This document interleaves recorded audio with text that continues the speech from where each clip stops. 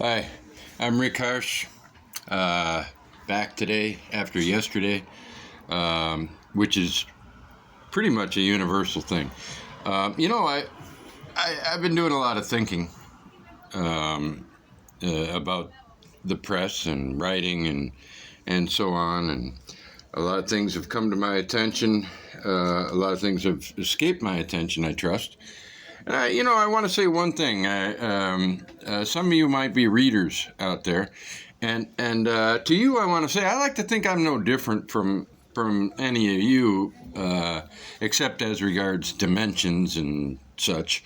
We all like, for instance, I bet anyone listening to this loves some of the old New Directions books, and. What other presses do you like? A lot of you like New York Review of Books, classics, and I know they publish a lot of crap that's dressed up as great stuff, but they also publish a lot of great stuff. One of my all-time favorite books, The Adventures and Misadventures of Mackerel. And they got a nice identifiable style, and I think it's brilliant actually because. Because it's identifiable and each book is separate, and they usually do a nice job with the cover. But the problem is they don't handle the sun very well, so keep it off your balcony. Another one, for an older one, remember back when presses like, let's see what press this is, Orient paperbacks, back when Orient paperbacks published these small ones. How small is it? Well, let's compare it to one of ours. Hey, here's one of mine. Here's Skulls of Istria, as you can see. Here's Skulls of Istria, and here's the giant. Look at the difference. Ours are really small. I mean, they really are. But the I mean, there's something laughable and endearing both about that picture. I'd love to have a reason to put it on one of my books. This is a great book, by the way. Raja Rao, The Serpent and the Rope. Fantastic book. That guy was, I don't know, he might have written slowly, because his last book, The Chess Master and His Game, I think it was, I think it was going to be a triplet, but it ended up being a singlet. And Chess Master and His Moves, maybe? Yeah, I think that's what it was.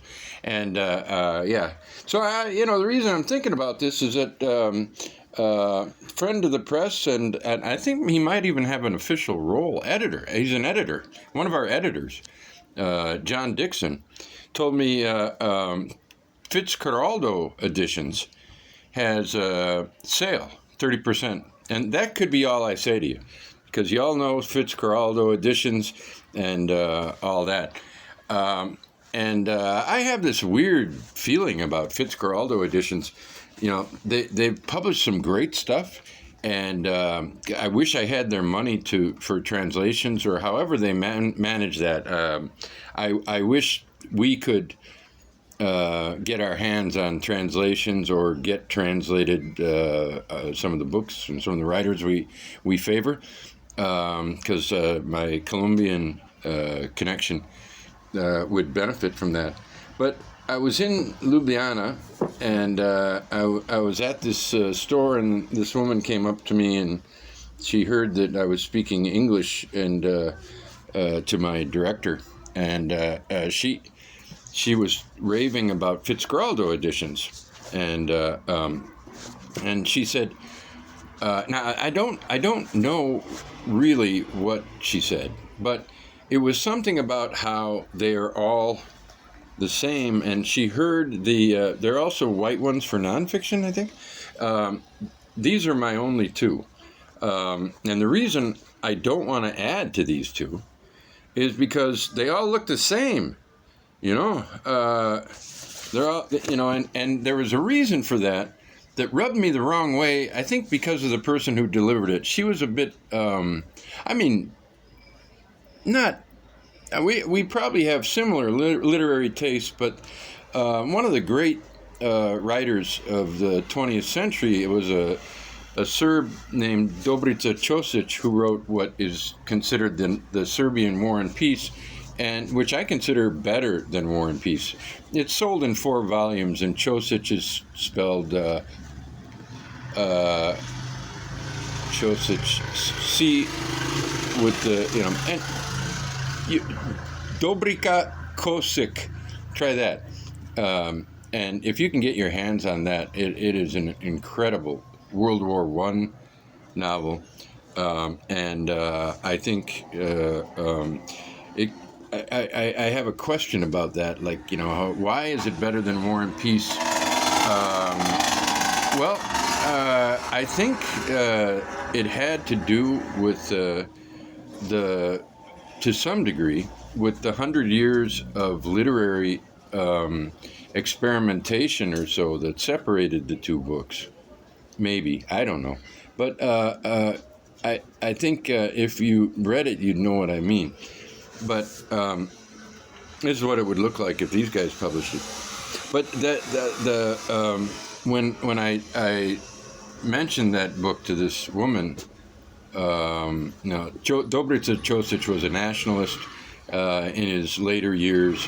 He didn't commit any war crimes or anything, but he supported the Milosevic regime, and I guess we're supposed to hate him and all of his writings, but I can't. I mean, if Henry Kissinger wrote the best novel ever written, I would piss on it, and if I wouldn't buy it, I would steal it. I would actually take a shit in the store and take the book in there with me and use it.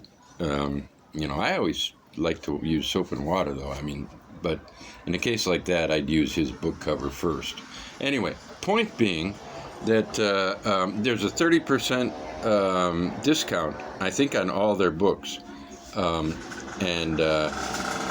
they got a lot of great books. They really do. I've got Hurricane Season, which I'm reading a page a day almost, or whatever. And I've done a video on Minor Detail, which was a great book by a Palestinian woman. And what are all these women doing writing? Jesus Christ, you got a fucking Palestinian woman, Mexican woman. Where's the Palestinian men? Where are the Mexican men? Jesus. Ever since Pedro Páramo and Artemio Cruz, no, that's Fuentes. Anyway, the point being, somewhere in the past, because we've left there, I did it might have been ironic, I can't tell, and I'd have to see it again, and I just don't want to watch myself. Not that you're wrong to watch me now, I mean, you're making the right decision. But I wanted to stress that whoever, somebody said to me yesterday, what if Robert Stickley doesn't think it's funny? Well, I don't know. Well, any attention is good for a writer. And if he becomes embroiled in a literary sub-scandal, I think if you're on Substack, you can be involved in one. You have to be on Substack, and I don't know if he is, but you can be embroiled in an imbroglio, a literary imbroglio. So he could do that. Anyway, this book. You just read the reviews. I've not read a negative review yet, and the reviews that I have read are really shining, praiseworthy books. But I have all these great books out here, and I was showing books yesterday, but I was farting around. So I'm just gonna remind you that here's about the covers. I don't know. I mean, I'm not gonna. It's not to my taste. But then again, it doesn't bother me either. the books are paper, which I like. The paper covers without the plastic coating, I like that. And I don't know why we can't do it. I like the imprint. I think they're classy. And but the way that the woman I was talking to described the decision, it was as if, and maybe I misunderstood. She was saying that she saw the leader of this press, and he was talking about he wanted all the books to look the same. I think to avoid for similar reasons that Mao wanted all his people to look the same, something like that. I don't know, but because no book is any better than the other implicitly, inherently, and by nature, something like that. Anyway, I bet if I sat and talked to the guy, I'd agree with him and I'd like him. But the way she said it, it sounded kind of absurd. But I don't think it's a matter of right and wrong. One thing I love though is the process of determining a cover. Sometimes the writer does it himself. Can I find one of the Solarium? Okay, this was done by the partner of the author, probably with some input from the author. It's an interesting cover, and I will give you the majority opinion. Great cover. I don't know. It's not my favorite, but I like it. I mean, it's interesting. And but you know what I don't like is that the broken up word. This is it because it's being done by everybody these days, including us. There it is on. Luckily, it wasn't done on the front cover, but look at that. I mean, this is why I would never do Fitzcarraldo editions style democracy of aesthetic, because look at that creepy rabbit for a Vardaman book is perfect, and that is what the author wanted. I like that the author gets to put what they want on there, which was the same with this one, Mark Nash. Now this book has done very well too, on the but word of mouth basically. The the cover is written on the. I mean, the title is written on that little invoice that says "Death of the Author" in triplicate, Mark Nash, and and it's in triplicate. But this is our first pastel, and I mock pastel because that's become a Hollywood, or is it New York? I don't remember. Favorite.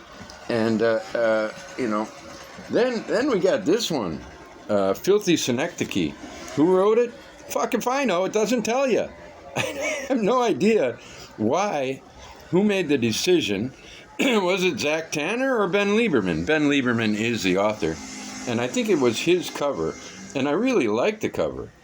And even if we have a cover that I don't love, I don't know if I have one I don't love out here. No, I love them all, because there are two others that are right here by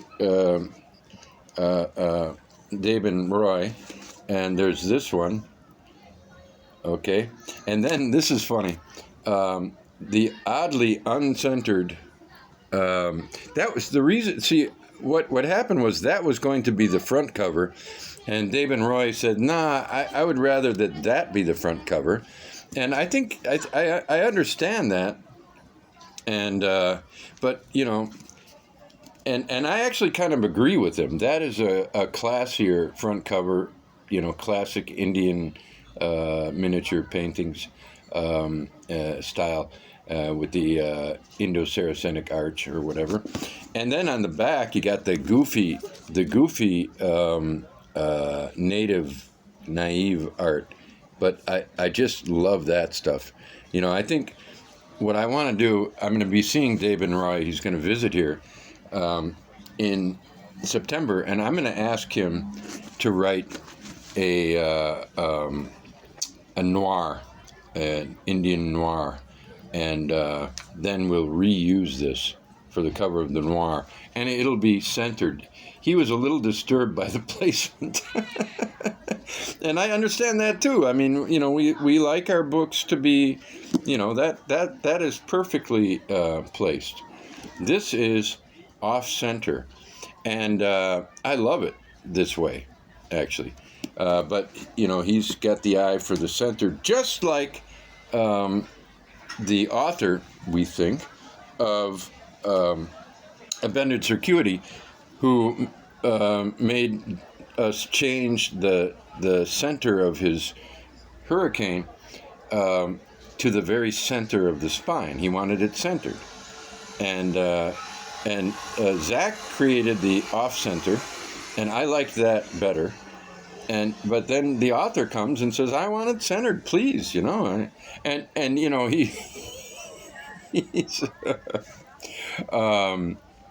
You know, that it's one of those cases where, you know, how much do I care as opposed to how much does the author care? You know, he cares a lot more than I do. So, I mean, I care a lot, but I care, you know, it's a fundamental point with our press that the author gets to approve the cover. And so, you know, and Zach, of course, was, you know, has spent a lot of time centering that cover and is very pleased to do it. This one, the color didn't work out quite right, or it could have been perhaps, you know, the Rubbled Rubens, we call it, another David Roy cover. Look at that. Look at that. I mean, you know, that. See, that there are books you just got to buy. I bought Midnight's Children because of the cover. They, you know, the old cover that also had the Indo-Saracenic. Anyway, okay, and then you get minimalist sheep, black and white, Lee D. Thompson. You know, this just came with the words. You know, we had no choice. Nobody asked me, "Hey Rick, is it okay if I put a sheep on the front of the book and some kind of canine on the back? Fox or dog? I don't know." And then inside, look at this. You know, if Lee would have asked me, I would have said, "Lee, that is your cover. That is your cover." I didn't think that until just now. I've seen this book. I've sent it, you know, dozens of them, and it only struck me now that that is the cover of the book, not that. No offense, Lee. I hope you're watching, and I hope you're, you know, pleased that I love your book. It's a mystopia.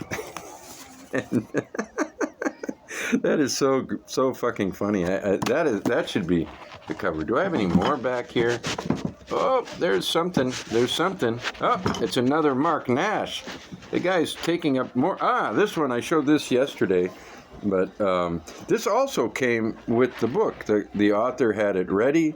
You know, he had, sometimes they've worked with people before on covers, and they have their cover people, and sometimes they got no fucking idea, you know, like what to do with it. The next one that we're printing is Wade L., Australian writer, with a very brilliant, dark book.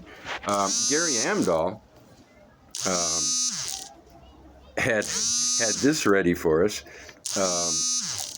and you know, once you read the book, you understand more of the cover. But you know, I think it's terrific. 2 photographs. Occasionally, photographs are perfect for books, and we're this is in line. We're having money problems these days, given the postal hikes and so on. It's and a little bit higher printing since I've had to get a new printer. They do a great job, but they I think I got discounts from my old printer. It was a family place, and we were pretty regular customers, and I think that like what made the biggest difference is if I printed 150 of these, the next time I printed 50 just to keep up, I think they would give me the price that I had before, because the more you print, the cheaper it is. But I don't have any background with this new printer, and he's a bigger printer. Not he himself, but his shop is. And so I can't say that we're not getting a good deal. I think we're getting something a little cheaper than Slovenia Standard, even. And they do a great job. But, it's not as, intimate. And so we're going to be running out of several books at once. We ran out of Chandler Broussard's Wake Up, We're Here. And I don't know when we're going to... I have to make the decision about printing books or saving for a book. And I think we're at a point now where we can publish one book a month unless we have another, like, if we have another one of these, if we have another, big book that we're going to print 200 copies of. Actually, we didn't print 200 of these. We should have. Well, that might take more than a month to save up the money to print that. So we have that coming up, and we have I've printed extra copies of Bended Circuity, and we're running low already. So I'm going to do my best to keep up on those, but I don't think I'm going to stop printing in order to reprint something until Memoirs of a Midget, Ben Lieberman's contribution to the press, was the idea to take this book that's free. Nobody controls the rights. It's in the public domain. Walter de la Mare, or de la Mare, Memoirs of a Midget. That's Wade Ells. His book is called I forget every time. But it's not this, but it's something like Madness, Mayhem, Grief, and Suffering, something like that. It's a quote from Oedipus. So this is the news for today. I wanted to take you into the storeroom. I don't know if I had a reason for that, but I know that it was in my mind to do that. There's me in my Indian garb. Hi, it's me in my Indian garb. My family, they're all Indians or half Indians. They're in the United States for a funeral, and I'm getting all these pictures of Indians, which is good because they're my family, my kids, my wife. So here is our storage area. This is what's not supposed to happen. See these books here? See these book boxes here? They're not supposed to be here. These were all filled. These are big shelves. They're deep. They were all filled with. Look at that. Look at that. Look at that. Huh? Look at that. That's the Rick Harsh section. There's the Vardaman section. These are the books that are selling most, that are right here. They're now, other things are on top of them, but here Solarium is selling like fragments of hotcakes, and this we've got to get this translated so we can fucking read it. Roberto Segroff, Anatomia dell'Abismo. We are in the process of getting Adolfo Villafrete Entre Lunas published, translated. But I don't know how long that process will take. It's a bit of an experiment. We have a writer coming called Roberto Ontiveros. He is, I guess, I have his final manuscript. He wrote me today, actually, and asked if I'd read, or how much I've read, or whatever. And the answer, if you're listening, Roberto, I haven't read anything yet. I haven't had the time nor the need, because the editor is fully supportive of the book, and I trust the editor. He's a great reader, and so and from the beginning, his approach to your writings has been, okay, I'm going to just give him my opinions, but we got to publish this guy. So there's no question about, he's going to be, Roberto, you are going to be one of those writers who I probably publish before I read fully. I've read a couple of stories already, and you can tell sometimes right away that someone knows what they're doing. That doesn't mean you have to like it, and I'm not saying I didn't like his, but the average person, will they like Roberto Ontiveros or not? I don't know, but they will. None of them will say, this guy can't write. This guy can write. It's like that. That's the problem. You got people like Mr. Ontiveros, and then our Canadians, Jeff Bursey, Mark Nash, W.D. Clark, Lee Thompson. These are all, and they've gotten books published. These are all writers, but they can't make a fucking living. I mean, if they can write, they should make a living. They should be able to make a living. It shouldn't be a matter of market considerations. Here's my dog. A friend of mine today named Bob, he told me about a guy who had a baby hippo and raised it and so on, and the hippo was playing with him and bit him in half. We assumed the hippo was playing with him, and Bob was talking about the hippo and how the hippo, his example was that if I play with Suleiman and he goes all out 100% playing, he could hurt me a little bit, dog play versus human play. I don't bite him, or I have once, just trying the old how do you like it sort of thing. I don't know if it worked. But, the hippo was probably doing the same thing. And then went, oh, what did I do? He's gone. And as Bob put it, who's going to give me my chickens? Well, Bob, hippos are vegetarian. And that's the main message. If nothing else, I want to get across in this nearly half-hour video. Half hour is not that long, when you think about it. Unless you're thinking about it the whole time, and then it is. But, if nothing else, I want you to know that we put a lot into our covers, and we like them a lot. Got nothing against any other book. Well, I do, actually. I don't know what their names are these days, but they're all in New York, Give me these other presses any day.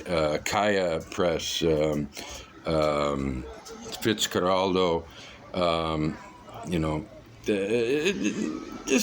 just don't give me pastel, Mark Nash, fucking pastel. No more pastel. I'll tell Zach, no more pastel.